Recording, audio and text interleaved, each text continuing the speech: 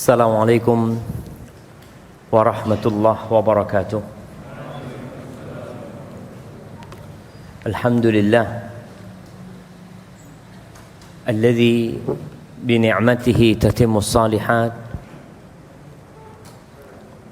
Segala puji bagi Allah Jalla Jalaluh yang karena nikmatnya kebaikan-kebaikan menjadi sempurna, yang karena rahmatnya malam ini kita masih bisa bersama. Allahumma salli wa sallim wa zid wa barik wa an'im ala sayyidina wa maulana Muhammadin wa ala alihi wa ashabihi ajma'in. Ya Allah, semoga salawat dan salam senantiasa Engkau curahkan untuk hamba kekasih-Mu, untuk baginda Nabi kita Muhammad alaihi salatu wassalam, untuk keluarga beliau, untuk istri-istri beliau, untuk putra-putri beliau, dan untuk seluruh sahabat Nabi. Semoga Allah meridai kita bersama mereka. Amma ba'd, jamaah rahimakumullah. Malam ini tanggal berapa? Tanggal berapa? 16 bulan apa?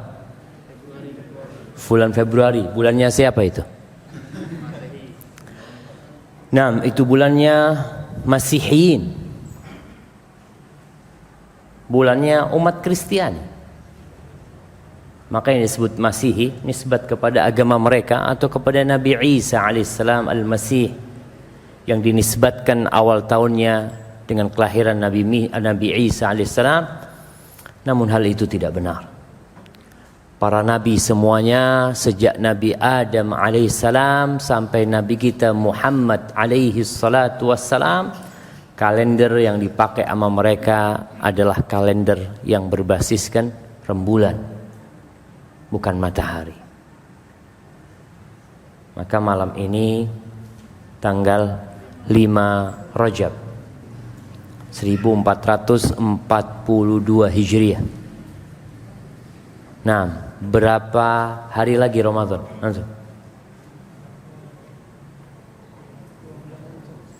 Berapa hari, bukan berapa bulan. Berapa hari lagi?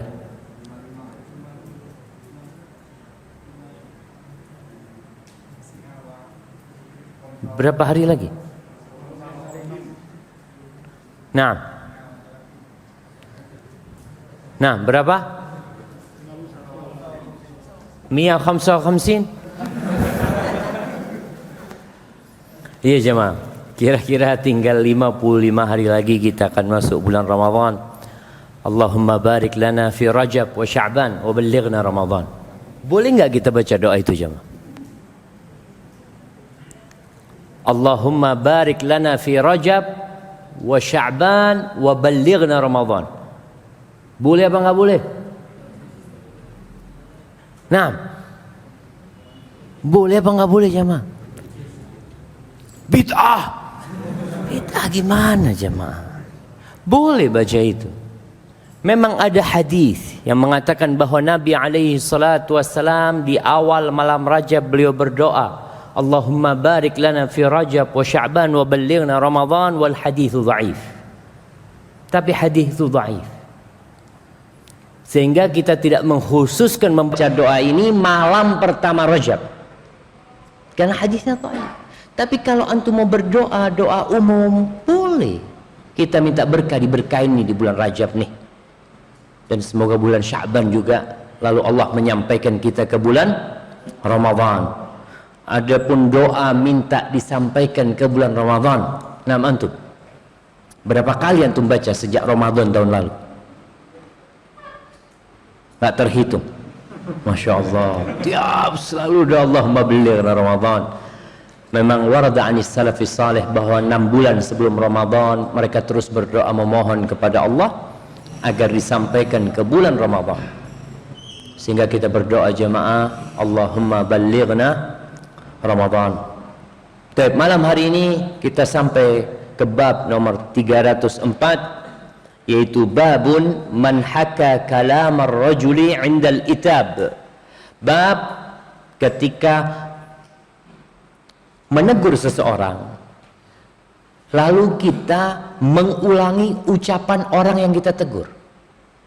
Orang yang kita kasih tahu dia mengucapkan sesuatu lalu kita ulangi ucapan dia. Nanti kita akan lihat contohnya bagaimana Rasulullah SAW negur orang itu lalu ngulangin ucapan orang tersebut agar orang itu sadar dengan ucapannya bahwa yang dia ucapkan tidak benar. Barakallahu fikum. Silakan dibaca.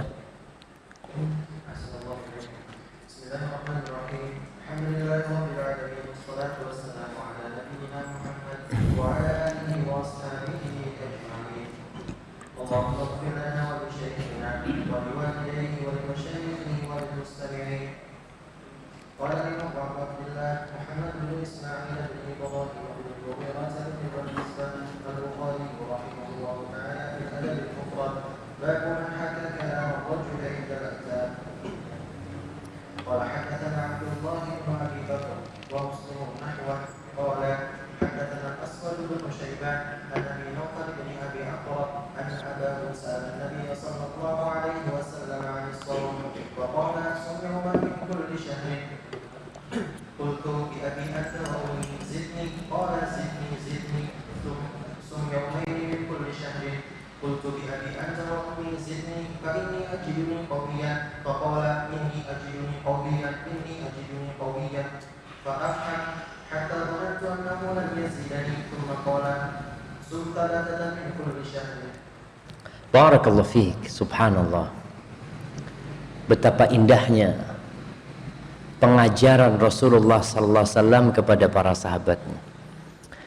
Ini hadis ceritanya Abu Naufal bin Abi Aqrab. Cerita bapaknya dulu, Abu Aqrab ini disebutkan namanya Abu Aqrab ini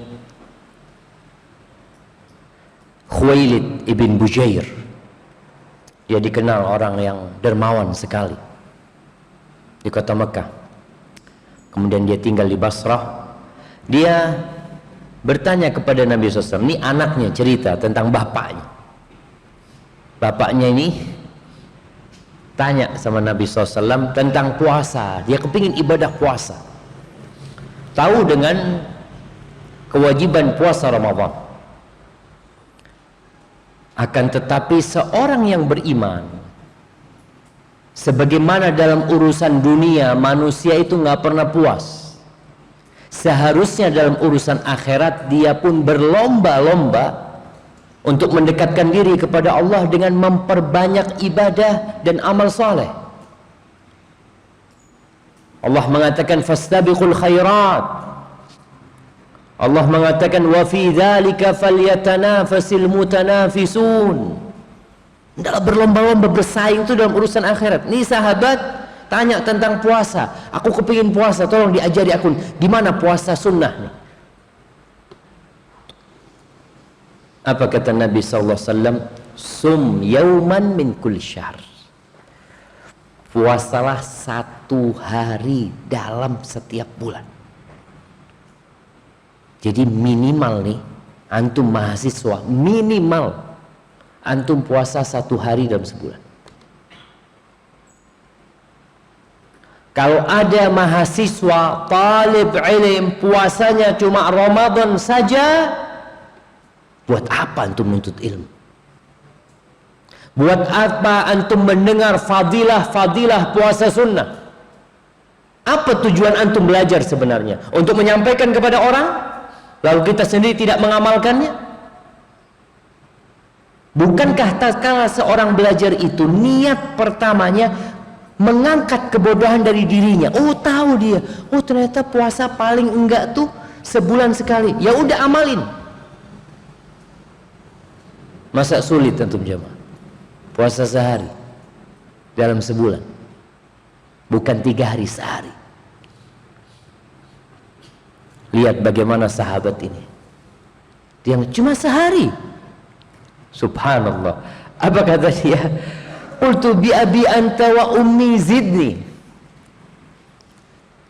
Ini ucapan penghormatan, di mana dia siap menjadikan ayah dan bundanya tebusan buat Nabi SAW. Tambahkan buat aku ya Nabi, tambahkan buat aku.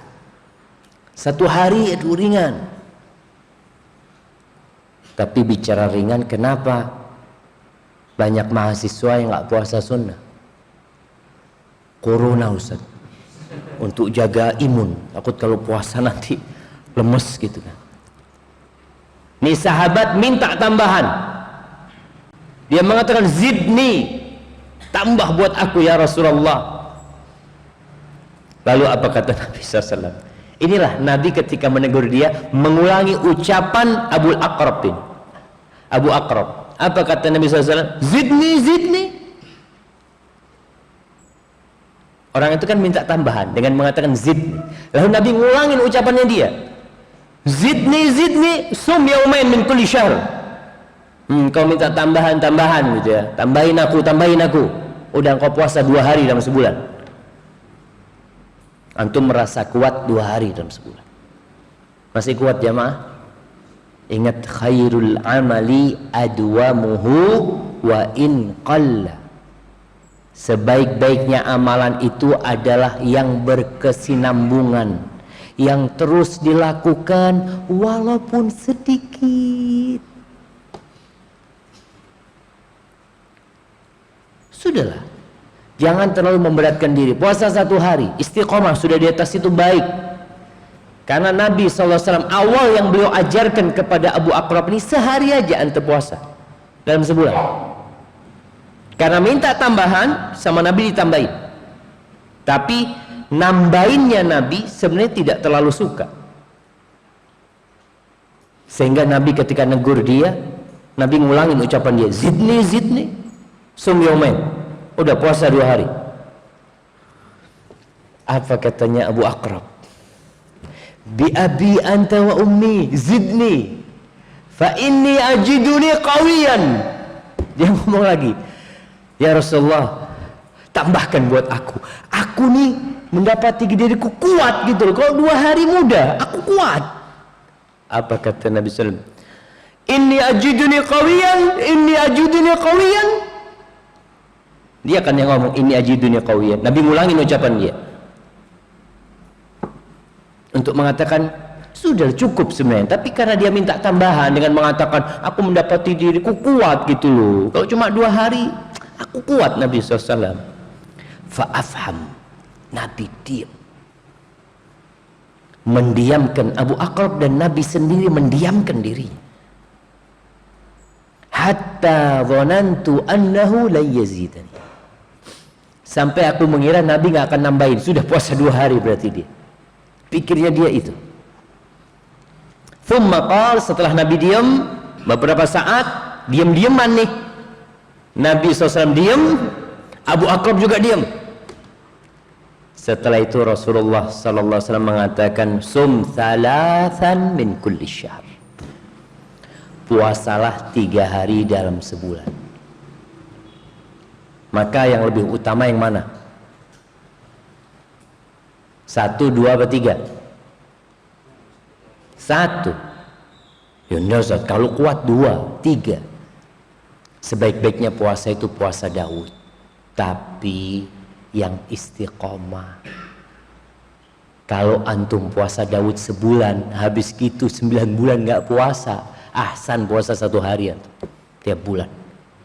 Yang penting istiqomah, sehingga tiap bulan ada satu ibadah yang antum kerjakan dengan menahan nafsu dan syahwat antum. Berkaitan dengan bulan Rajab, tidak ada keutamaan khusus untuk puasa di bulan Rajab. Tapi bulan Rajab ini bulan haram. Terus yang mau puasa silakan puasa. Antum mau puasa Senin Kemis, mau puasa 3 hari, mau puasa Daud, terserah. Bulan ini seperti bulan sebelumnya, seperti Jumadal Akhirah, Jumadal Ula, berkaitan dengan ibadah khususnya itu nggak ada sebenarnya. kecuali bulan ini bulan haram yang harus kita hormati. Ahibati fillah, berkaitan dengan puasa 3 hari dalam sebulan. Yang utama adalah puasa tanggal 13, 14, 15 yang dikenal dengan Ayyamul Bid. Ketika rembulan itu purnama. Atau puasa di awal bulan tanggal 1, 2, 3, karena ada hadis yang diriwayatkan oleh Imam Ahmad dan An-Nasai bahwa Nabi berkata, in kunta sha'iman fasumil ghur, kalau engkau memang mau puasa, puasalah di awal bulan. Ini hadis dihasankan oleh Syekh Albani rahimahullahu ta'ala. Jadi puasa tanggal 1, 2, 3. Atau bebas, pokoknya dalam sebulan puasa 3 hari. Antum mau ambil, ana mau ambil Ustaz, Senin, Kemis, Senin, nggak apa-apa. Ana mau puasa Kemis, Jumat, Sabtu, atau antum Senin, Selasa, Rebu.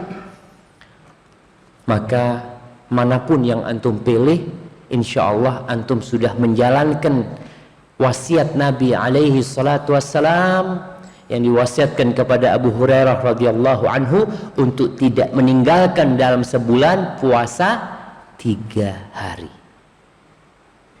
Ingat, nggak harus tanggal 13, 14, 15. Soalnya kadang-kala orang, ya Allah udah kelewatan nih tanggal 15, nggak puasa nah bulan ini, puasa tanggal 16 nya udah lewat Ustadz. Enggak, artinya memang fadilah Ayyamul Bid itu hilang. Akan tetapi fadilah puasa sunnah 3 hari dalam sebulan tetap didapatkan. Fadilah puasanya itu ya. Maka berusahalah untuk puasa, apalagi mau masuk bulan Ramadan, nanti di bulan Sya'ban kita perlu berlatih jemaah.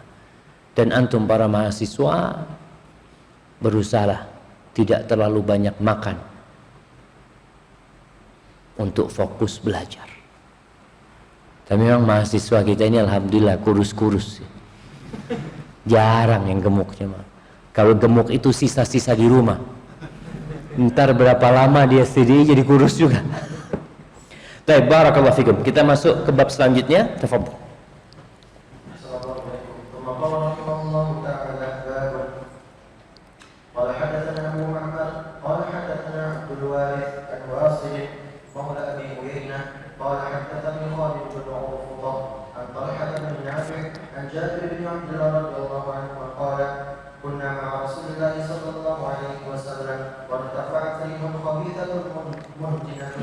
فقال تدرون ما هذه ريح الذين يغتابون المؤمنين. ثم قال رحمه الله تعالى حدثنا مسدد قال حدثنا فضيل بن عياض قال حدثنا سليمان عن ابي سفيان عن جابر رضي الله عنه قال هاجت ريح منتنة على عهد رسول الله صلى الله عليه وسلم فقال رسول الله صلى الله عليه وسلم ان الناس من المنافقين اغتابوا ناسا من المسلمين فبعثت هذه الريح بذلك.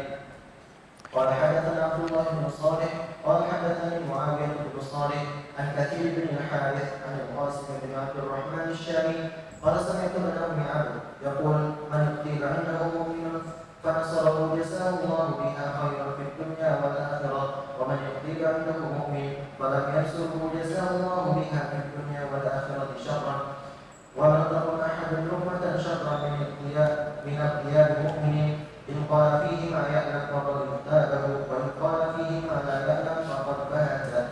Barakallahu fikum. Nah, bab Imam Bukhari menyebutkan bab tanpa ada judul babnya. Mungkin seperti ini dituliskan di makhtutatnya. Tapi bab ini bersambung dengan bab yang sesudahnya, yaitu bab berkaitan dengan ghibah. ghibah. Nah, apa ghibah itu? Nah,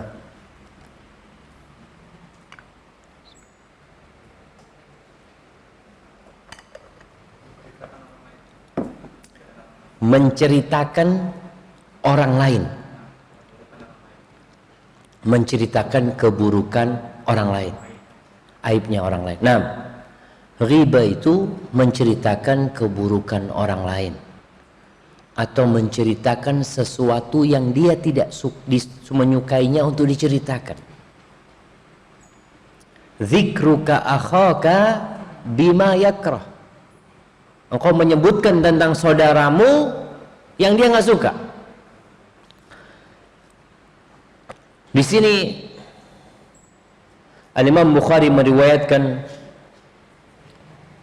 dia mengatakan telah mengajarkan kepada kami Abu Ma'mar, dia berkata telah mengajarkan kepada kami Abdul Warith dari Wasil Maula Abi Uyainah, dia mengatakan telah mengajarkan kepada kami Khalid bin Arfatah dari Talha bin Nafi dari Jabir bin Abdullah radhiyallahu anhuma qala kunna ma'a Rasulillah sallallahu alaihi wasallam. Suatu hari kami bersama Rasulullah sallallahu alaihi wasallam. Wartafa'at rihun khabithatun muntina. Tahu-tahu ada aroma yang terangkat.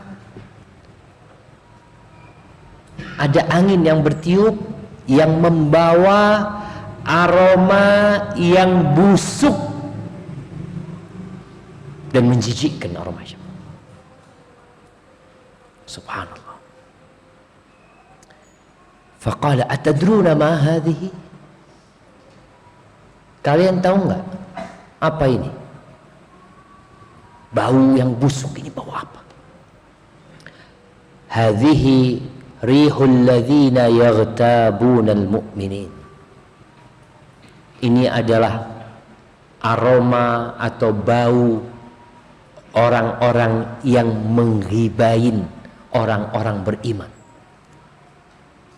Subhanallah. Allah tampakkan pada waktu itu gimana busuknya orang-orang yang ghibain orang lain. Mungkin dia ketika menceritakan keburukan orang lain ketawa-ketawa dia, padahal di sisi Allah mereka busuk dan menjijikkan. Maka jangan sampai kita kemudian melakukan ghibah. Ahibati fillah, Al-Imam An-Nawawi rahimahullahu ta'ala dalam kitabnya Al-Adhkar menyebutkan tentang ghibah. Beliau mengatakan ghibah itu zikrul mar'i bima yakrahu, seperti tadi yang kita sebutkan, menyebutkan tentang orang lain sesuatu yang dia tidak menyukainya.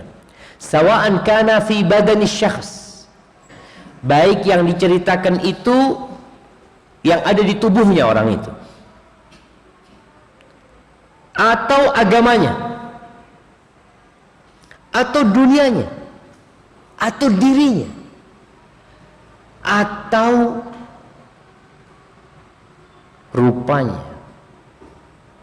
perilakunya, hartanya, orang tuanya, anaknya, istrinya, pembantunya, bajunya, gerakannya, muka dia yang berseri-seri, atau dia cemberut, atau apa saja yang berkaitan dengan orang itu, baik menyebutkannya dengan lafaz yang dia ucapkan atau dengan isyarat, baik isyarat dengan mata, isyarat dengan tangan, mungkin sekarang bisa jadi dengan tulisan.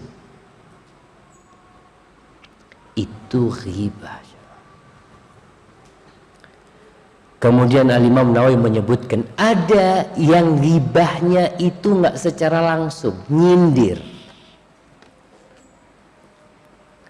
Gimana nyindirnya? Beliau menyebutkan ini banyak dalam buku-buku ulama fikih atau dalam kajian-kajian fuqaha,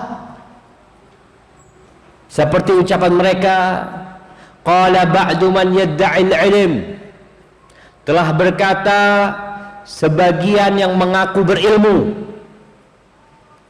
padahal yang diajak ngomong tahu maksudnya fulan, Kalau nggak tahu nggak ghibah jemaah.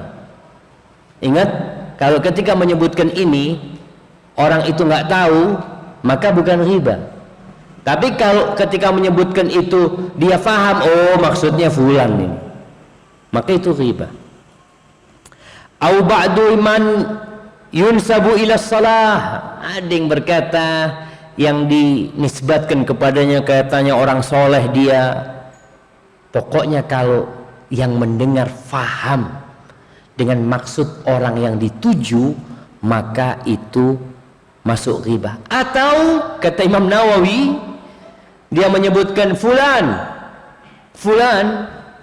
dia sebutkan namanya fulan, Allah yu'afina, Allah yatub alaina, ya Allah semoga Allah menyelamatkan kita, semoga Allah menerima taubat kita, nas'alullah as-salamah, semoga Allah menyelamatkan kita. Artinya dia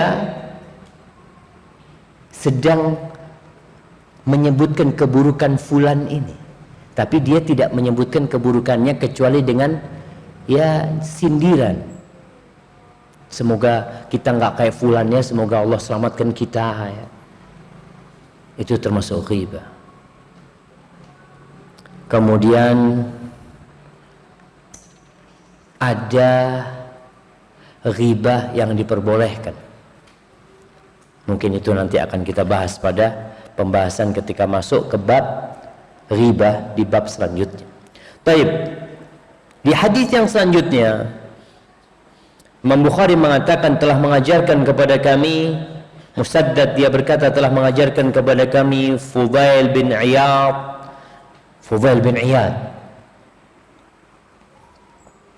Ada cerita tentang Fudail bin Iyad yang mungkin sebagian ulama mendhaifkan kisah ini.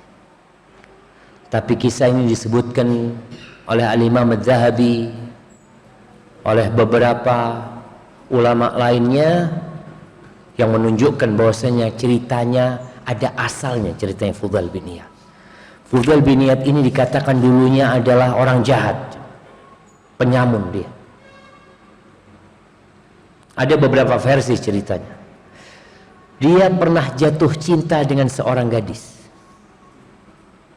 Jadi penjahat itu juga kadang-kala jatuh cinta. Suatu hari di malam hari dia lagi lompat pagar untuk menjumpai kekasihnya. Dulu nggak ada handphone, nggak bisa janjian, ketemu di Dismat ya, nggak bisa cuma. Nggak bisa. Kalau sekarang bisa. Mahasiswa di sini, mahasiswi di sana, ketemunya di mana? Dismat. Masya Allah. Ya ini yang ketawa-ketawa kayaknya pengalaman ya. Wallahu a'lam bishawab. Iya terjadi seperti itu jemaah. Ini Fudail yang dia penyamun, penjahat dia, ketika dia lagi naik tembok itu, subhanallah, dia mendengar malam-malam jemaah, mendengar ada yang membaca. Mungkin lagi sholat atau apa, ada suara yang membaca firman Allah di surat Al-Hadid ayat 16. Allah mengatakan, alam ya'ni lilladzina amanu an takhsha'a qulubuhum li dzikrillah wa ma nazala minal haqq ولا يكونوا كالذين أوتوا الكتاب من قبل فطال عليهم الأمد فقست قلوبهم وكثير منهم فاسقون. Apa belum tiba saatnya bagi orang-orang yang beriman untuk tunduk hati mereka mengingat Allah Azza wa Jalla, untuk tunduk kepada kebenaran yang diturunkan kepada mereka, kepada Al-Quran Karim. Dan mereka tidak menjadi seperti ahlul kitab yang sebelumnya, yang mereka menunda-nunda ketundukan mereka. Akhirnya hati mereka menjadi keras, dan kebanyakan mereka orang-orang fasik. Ketika Fudail mendengar hal itu, subhanallah, ayat itu mengena di hati dia. Maka Fudail bin Iyad mengatakan, bala ya Rabb, iya ya Rabb, Qad'an, sudah waktunya aku bertobat. Akhirnya dia pulang, nggak jadi tuh ketemu sama pacarnya, ketemu sama cewek yang dia suka, nggak jadi. Akhirnya dia di malam itu dia bernaung, ada sebuah bangunan yang ditinggalkan sama pemiliknya yang udah rusak-rusak, dia ke rumah itu. Tiba-tiba di situ ada orang yang dalam perjalanan yang sedang singgah di sana.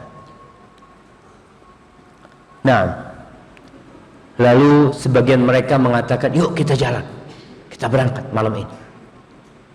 Sebagian mengatakan hatta nusbih, enggak, nunggu pagi aja kita, nunggu pagi. Fa inna Fudailan ala tariq yaqta alaina. Fudail ini di jalan tuh, nanti dia ngerampok kita. Udah kita istirahat di sini. Sedangkan Fudail sedang ada di rumah yang sama. Apa kata Fudail? Fafakkartu. Fudail mikir ya, kerjaan dia selama ini. Ana as'abil lail fil ma'asi wa aqwamul muslimin yakhafunani hahuna. Aku kerjanya malam hari berbuat maksiat dan orang-orang Islam ini takut sama aku. Di sini dia takut sama aku. Wa ma arallah saqani ilaihim illa liartadi. Dia faham, tidaklah Allah mengantarkan aku ke tempat ini kecuali agar aku berhenti berbuat dosa. Allahumma inni qad tubtu ilaik, ya Allah aku telah bertaubat kepadamu, wa ja'altu taubati mujawaratal baitil haram, dan aku jadikan taubatku aku akan bertetanggaan dengan Ka'bah.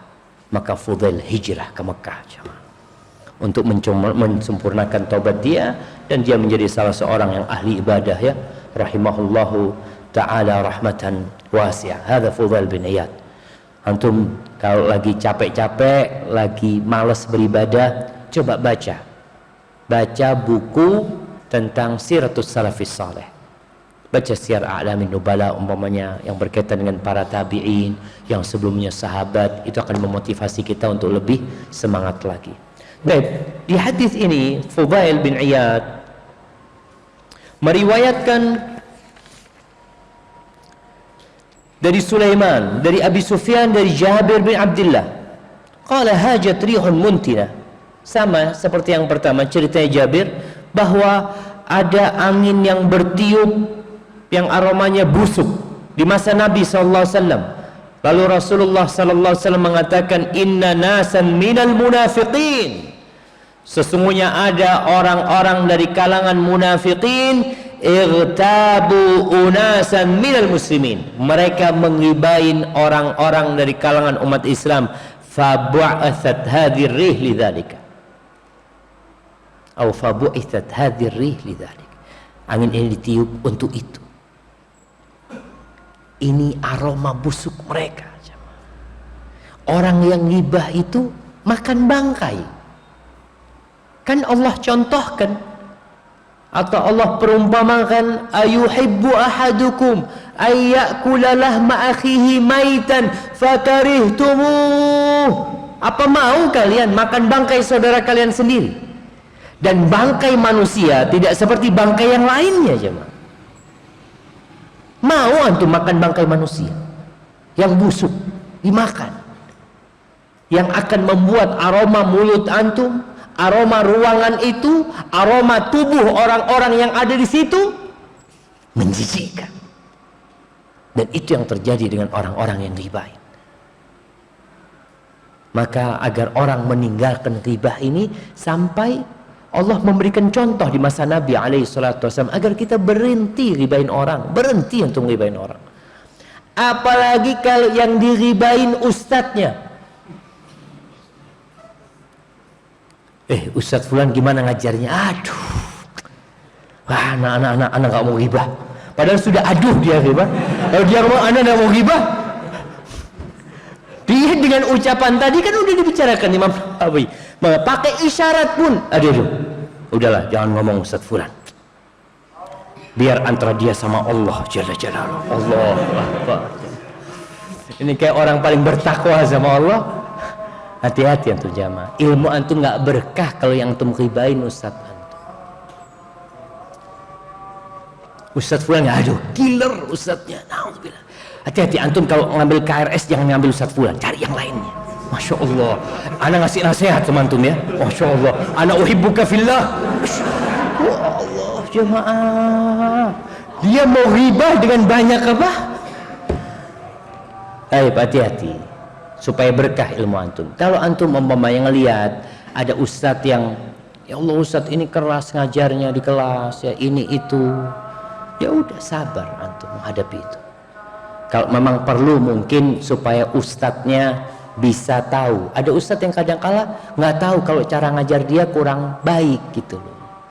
Alhamdulillah kampus kita menyebar angket untuk mengetahui bagaimana metode atau cara ustadz atau keilmuan ustadz ketika mengajarkan. Tapi jangan sampai antum ribain ustadz antum. Saudara antum nggak boleh, kawan antum nggak boleh. Gimana dengan yang mengajarkan ilmu kepada antum?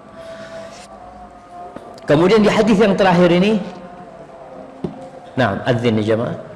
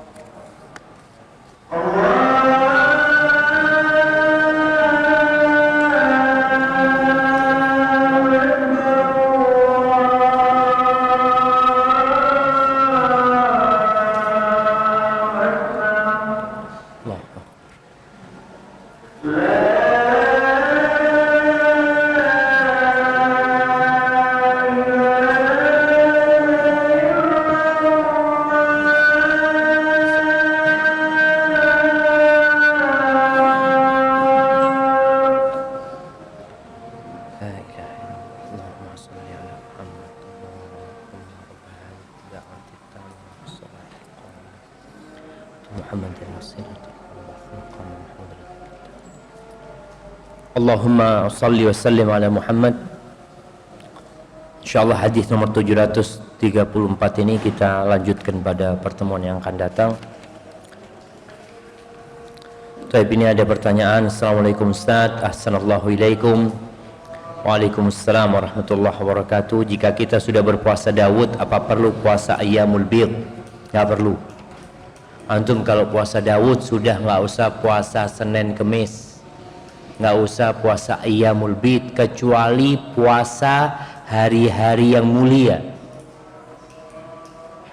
yang bukan berulang setiap bulannya, seperti puasa Arafah tanggal 9. Ana Ustaz kemarin puasa tanggal 8. Terus gimana ana puasa? Besok puasa nggak? Puasa.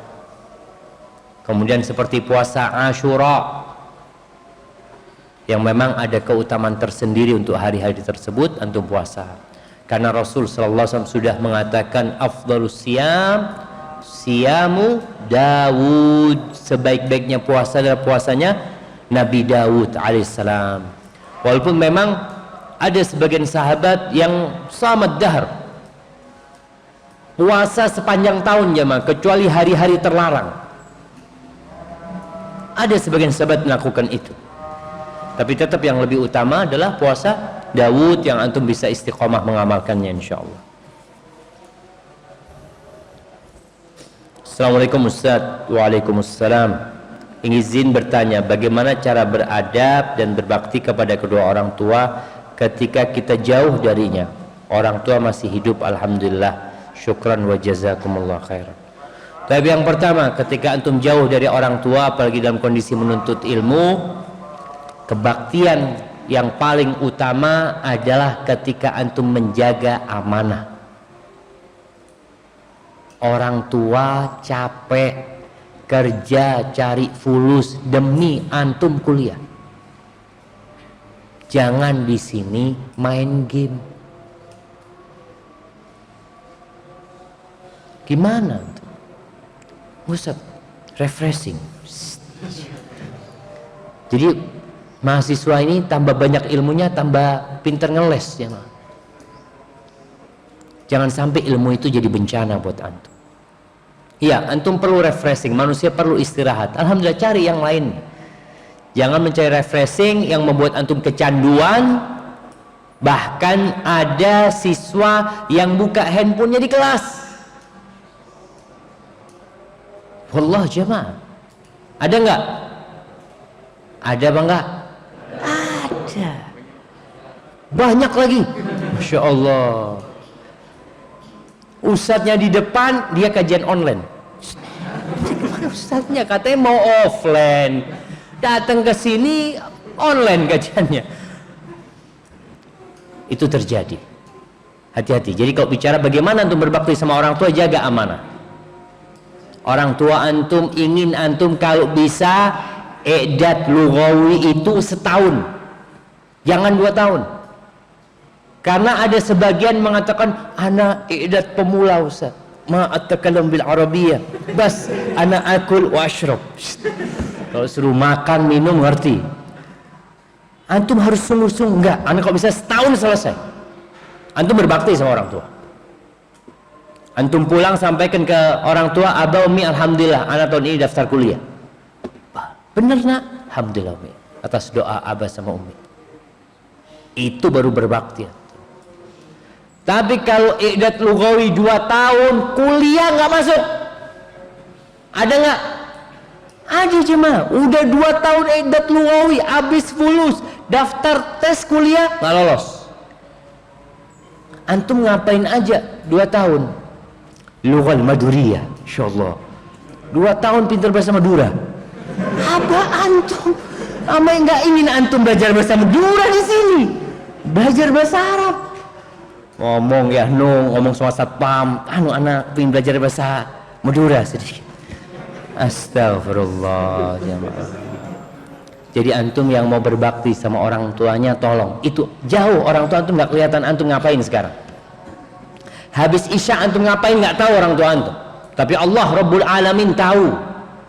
Dan Allah tahu abah ibu antum, subhanallah, ada ibunya. Ini cerita seorang ibu ustad, ana itu jual kalung ana ustad, ana jual gelang ana demi dia kuliah ustad. Ternyata nggak selesai kuliahnya ustad. Udah habis semua harta orang tuanya. Apa nggak durhaka antum sama orang tua? Doakan orang tua antum, perbanyak ibadah antum. Suatu saat tatkala antum mampu bekerja tanpa mengganggu sekolah, antum bisa bekerja sambil mengatakan, Abu Umi nggak usah transfer full sekarang. Kenapa? Alhamdulillah anak ada rezeki. Pas doakan seperti itu berbakti pada orang tua. Antum kalau bisa tiap pagi sebelum berangkat kuliah telepon abahnya uminya, abah anak mau kuliah nih, doakan uminya di telepon juga. Nanti malam habis isya sebelum mereka tidur, alhamdulillah Allah berikan fasilitas buat kita yang memudahkan kita untuk komunikasi. Jangan WA sama sohib-sohibnya di mana-mana, sama abah uminya akhir bulan WA, abah fulusnya udah habis. Durhaka antum sama orang tua. Ustaz, dulu ana pernah berbuat zalim kepada seseorang dan mustahil untuk bertemu kembali. Kok bilang ngomong mustahil antum? Sulit gitulah, kecuali dia sudah mati. Wallahi berapa banyak pertemuan yang tidak direncanakan. Mungkin antum jumpa sama dia, nggak sengaja, tahu-tahu antum turun dari pesawat, dia jadi pilotnya pesawat. Masya Allah, antum lama nggak ketemu. Dulu waktu SMP pernah mendolimin dia, kemudian entah kemana dia pergi. Pertanyaannya, bagaimana caranya agar dosa zalim ana tidak dituntut di akhirat? Barakallahu fikum. Antum harus minta maaf sama dia. Terus kalau nggak ketemu atau dia tidak memaafkan, karena ada orang yang kita jumpain tapi dia nggak maafin. Antum pernah menyakitin dia lalu dia mengatakan enggak, sudah anak nggak mau kenal lagi sama antum. Iya, antum saudara sesama muslim, tapi nanti hari kiamat anak akan tuntut. Tetap tuntutan itu ada. Terus gimana Ustaz? Perbanyak amal soleh antum, karena dia akan ambil bagian amal soleh antum nanti pada hari kiamat. Doakan orang itu, karena doa itu juga amal soleh, dengan harapan cukup untuk menebus dosa-dosa antum nanti pada hari kiamat kepada fulan. Karena ingat, nih Nabi mencontohkan orang yang mati punya utang, mati syahid, tapi dia punya tanggungan kepada manusia, masuk surga. Mati syahid. Apalagi kalau antum matinya biasa-biasa aja. Maka perbanyak amal soleh, doakan orang itu, berusahalah. Kalau uang yang antum ambil dari dia, antum keluarkan uang itu, sodakoh atas nama fulan. Kira-kira anak dulu mungkin waktu SMP, SMA suka makan di kantin sekolah, tidak bayar. Ada yang kayak gitu, makan 3 bayar 2. Kayaknya di STDI ada juga dulu jamaah, sampai ada mahasiswa yang jualan, ya Allah Ustaz, kata dia, ana jualan 10 yang dibayar cuma 2, bayar cuma 3. Antum akan bayar di akhirat nantinya. Maka tetap antum doakan dengan harapan nanti dia memaafkan antum. Doakan dia terus, semoga walaupun dia nggak jumpa, dia sudah memaafkan antum. Dan ada orang-orang yang kerjanya di malam hari, dia, semua orang punya dosa sama ana, maafkan ya Allah, semoga ana dimaafkan oleh engkau. Maka semoga antum termasuk yang dimaafkan dengan banyak mendoakan dia. Barakallahu fiik. Baik, ana ingin bertanya Ustaz, apakah benar di bulan haram salah satunya bulan Rajab, bahwa pada bulan ini pahala tiap amalan dilipat gandakan, begitu pula dosa yang juga dilipat gandakan di bulan ini? Barakallahu fikum. Berkaitan dengan dilipat gandakan amalan di bulan haram secara umum, wallahu a'lam bishawab, ana nggak tahu. Ada hadis-hadis dhaif seperti hadis tentang salat raghaib yang akan dilipat gandakan pahalanya. Namun ada hari-hari tertentu di bulan haram itu yang amalan sangat mulia, seperti di awal bulan Dzulhijjah 1, 2, 3, 4, 5 itu adalah hari-hari terindah sepanjang tahun sampai tanggal 10. Itu Allah berikan pahala yang sangat besar sekali pada waktu itu. Adapun dosa, dosa itu tidak dilipat gandakan. Ini keadilan Allah SWT. Kalau antum berbuat baik ditulis 10 sampai 700 kali lipat. Tapi kalau berbuat dosa, wa jazaa'u sayyi'atin sayyi'atun mithluha. Balasan perbuatan dosa ya sesuai dengan dosa yang dia lakukan. Setara. Allah tidak melipat gandakan. Akan tetapi bobot dosa itu yang tambah. Bukan satu ditulis 10, enggak. Tapi bobot dosanya, karena nanti bakal ditimbang pada hari kiamat. Kata Nabi SAW, ini contoh ya, contoh bobot dosa yang diberatkan, tapi ditulisnya tetap satu. Seperti orang sodakoh, 1 ekor onta ditulisnya 700 ekor onta. Nanti dia akan dapat di timbangannya 700 ekor onta. Tapi kalau dosa tetap satu dosa. Nabi SAW mengatakan, la antazniya bi asyrati nisa ahwanu alaika min antazniya bi halilati jarika. Engkau berzina dengan 10 wanita itu lebih ringan dosanya daripada engkau berzina sama istri tetanggamu. Berzina dengan 10 wanita dibandingkan dengan zina dengan istri tetangga, dosanya lebih besar jemaah. Tapi ingat, tetap bukan dilipat gandakan ya.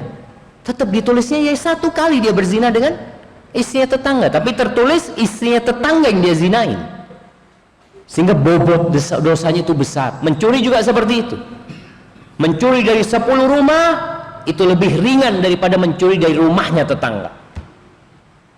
Dan hati-hati, antum para mahasiswa, jangan sampai jadi pagar makan tanaman.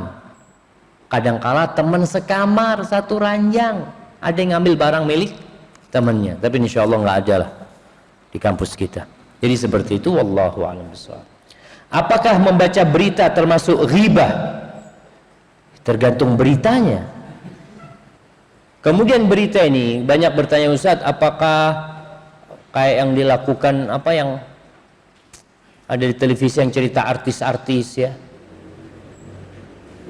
gosip atau apa, menceritakan keburukannya artis-artis. Pertama, ini salah satu yang boleh diribain, yang halal diribain, yang kehormatan dia udah nggak ada, adalah mujahir fisqan. Orang yang berbuat dosa besar terang-terangan, dia yang berbuat dosa terang-terangan, nggak ada kehormatan buat dia, sehingga ribain dia nggak apa-apa, karena memang dia sudah berbuat dosanya terang-terangan. Apalagi sebagian mereka memang ingin diribain, mereka suka bikin sensasi ini itu supaya jadi omongan. Mereka memang mencari itu.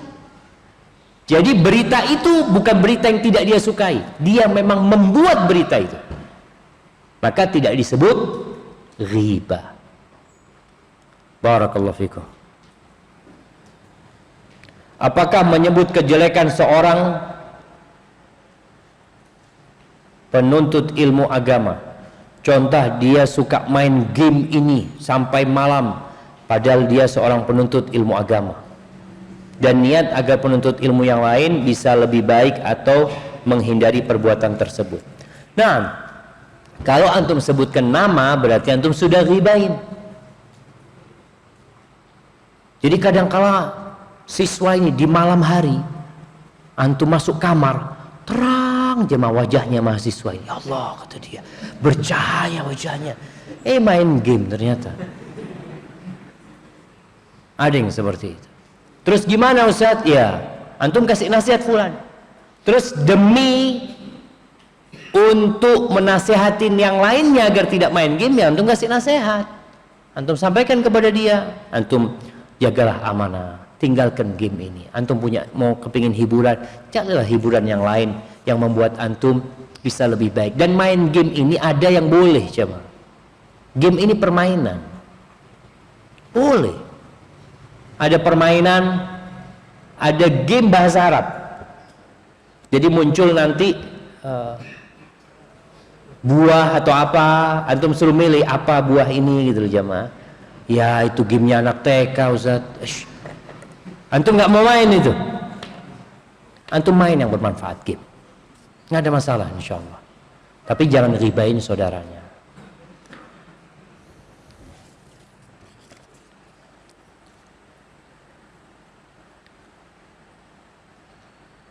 Afwan Ustaz, izin bertanya bagaimana cara terbaik untuk meminta maaf kepada orang tua walaupun orang tua kita tidak menganggap itu sebuah kesalahan. Ya berarti antum sudah dimaafkan, antum tinggal banyak-banyak doakan orang tua antum. Doakan orang tua antum dan sekali lagi jaga amanah antum dikirim ke sini untuk belajar. Afwan Ustaz, beberapa ada yang bilang ke saya saat saya memutuskan kuliah ilmu agama, katanya kuliah itu ilmu-ilmu non agama saja karena ilmu agama bisa dipelajari saat kajian. Bagaimana kalau seperti ini Ustaz? Ahibati fillah, ilmu agama ini teman antum yang ngomong kayak gitu, dia nggak paham dengan ilmu agama. Ilmu agama ini bahrun la sahilalahu. Ilmu agama ini lautan yang tidak bertepian. Kalau antum kajian-kajian di masjid ini ya hanya sekedarnya. Tapi kalau antum belajar ilmu agama, ada ilmu yang nggak bisa dipelajari di masjid. Pernah lihat kajian di masjid mana usulul fiqh? Kajian usul fiqh. Itu yang hadir bengong, ngomong apa ustadznya ini? Itu khusus untuk para penuntut ilmu. Jadi ada ilmu-ilmu yang detail yang memang harus dipelajari. Dan keutamaan menuntut ilmu ini sangat besar sekali di sisi Allah Azza wa Jalla. Ilmu agama, sampaikan kepada dia, pahala menuntut ilmu agama dengan pahala menuntut ilmu umum itu beda dari sisi pahala. Kemudian dari sisi ilmu, apakah ilmu umum itu harus kuliah? Apa bisa kita dapat ilmu umum tanpa kuliah? Bisa nggak jamaah? Sama aja bisa. Antum mau belajar ilmu kedokteran, apa harus jadi dokter? Apa harus kuliah kedokteran? Nggak harus. Tapi kalau mau jadi dokter harus belajar kuliah. Tapi kalau mau ilmunya dokter bisa tanpa kuliah. Berapa banyak orang tua kita, kalau kita sakit pegang sini, panas biasa, Panadol. Nggak usah ke dokter, langsung ambil Panadol. Artinya ilmu itu bisa didapat. Bahkan sekarang lebih mudah lagi, kalau sakit perut minum ini minum itu bisa jamaah. Jadi sama aja sebenarnya, tapi kalau mau mendalami ilmu kedokteran harus kuliah. Tapi begitu pula dengan ilmu agama, kalau mau mendalami ya harus antum kuliah, harus belajar. Kalaupun nggak kuliah, takhassus, serius belajarnya. Hadza barakallahu fikum.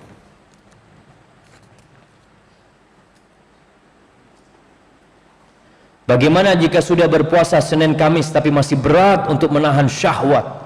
Mohon solusinya Ustaz. Ya puasa Daud tentu. Senin Kemis belum kuat, puasa Daud. Yang jadi masalah antum puasa Senin Kemis tapi kerjanya duduk di depan sana. Habis subuh udah terang sambil berzikir subhanallah, ada satu lewat. Subhanallah, subhanallah. Antum tinggalin tempat lewatnya perempuan itu, ditinggalin. Sekarang Ustaz lewatnya bukan di sana Ustaz, lewatnya di tangan kita, lebih berat lagi jemaah. Sahih. Maka antum kalau sudah nggak kuat tinggalkan handphonenya. Udah datang ke masjid tinggalkan handphonenya, kumpul sama teman-teman supaya tidak digodain sama setan. Ini jamaah, bagaimana cara menasihati teman yang masih sering main game dan ada teman yang main HP ketika kelas berlangsung? Mohon nasihatnya Ustaz. Ahsan antum online. Kan antum kepingin buka HP kan? Ada orang nggak kuat jemaah. Aneh Ustaz, nggak bisa kecuali pegang HP. Ya udah pulang, antum online aja. Jemaah, kita itu harus bisa menahan nafsu kita. Kita kontrol. Dan sekali-kali anak kepingin usul ya. Ini udah Ustaz Zakaria mungkin nanti bisa dilaksanakan. Usul usbu' bi ghairi jawal. Usbu' bi ghairi jawal. Sepekan tanpa handphone. Allahu Akbar Ustaz. Kayak di surga gitu Ustaz. Tapi kayaknya perlu Ustaz Zakaria, mungkin nanti bisa diusulkan bagaimana sepekan tanpa handphone. Jadi bayangin ya, antum sepekan tanpa handphone kayak apa? Antum akan ngobrol sama kawan, akan dipijat kaki kawannya. Karena pada stres semua, ini ngapain? Karena udah, ya Allah. Wallahi sahih jamaah. Coba, ini pertanyaan-pertanyaan banyak sekali jamaah, tapi udah malam. Mohon maaf pertanyaan yang belum sempat dibaca. Tapi nasihat ana buat yang kecanduan handphone, sampai di kelas dia harus pegang handphone. Ya kalau memang tadi belum ada usbu bi ghairi jawal, mungkin antum kalau masuk kelas handphonenya taruh di kamar. Itu udah taruh di kamar. Sehingga ketika syahwat itu memanggil antum untuk pegang handphone, nggak ada barangnya. Insya Allah itu akan lebih menjaga kita. Subhanakallahumma bihamdika asyhadu an la ilaha illa anta astaghfiruka wa atubu ilaik. Wassalamualaikum warahmatullahi wabarakatuh.